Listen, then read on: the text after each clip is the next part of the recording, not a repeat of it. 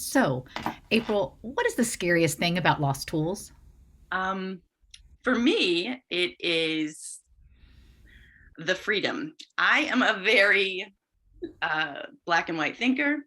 I think in the box. I like lines. I like yes and no. And so there are what I've learned from lost tools is that I am going to have to make decisions for myself. Um, I make decisions about how I present material. I make decisions about how I work through the material. I have a guide, but sometimes the answer to the question that you want isn't black and white. Sometimes you have to decide for yourself, how am I going to, answer this question? How am I going to ask myself this question? How am I going to think about this? This is, common topics and the special topics. I'm thinking of all these questions. I come to the table wanting to provide the right answer. And so I want to ask my mentors, I want to ask my fellow peers, my fellow teachers, how do I answer this question? And the response that I most often get, and I finally am willing to accept, is, well, what do you think?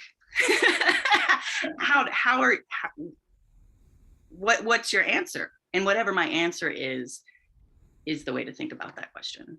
I don't know if I explained that very well, but that's based on my personality. That was a real struggle for me with lost tools. And now, after years of practicing and teaching and learning, um, I'm at peace with that. And it's a great thing. It's a great thing. It set my lost tools set my thinking free. Mm. Well, and you're not alone, right?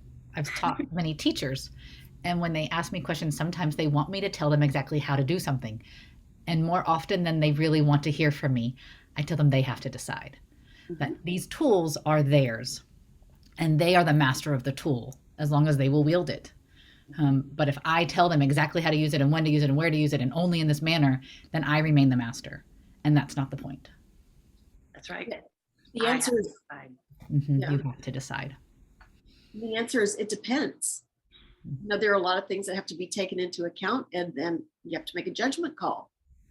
But think about how much of life is like that. We make judgment calls every day, Mhm. and it's a good idea to practice. Yeah. Right.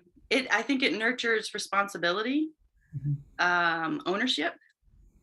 Mm. It's a great thing for kids to practice and practice in this very secure environment, with others and with a teacher, a guide. Um, I think that's how it naturally has bled over into my life. I know what I'm responsible for. I know what I'm the authority of, and what I'm not the authority of. Mm. It's amazing. It's amazing. Thanks, April.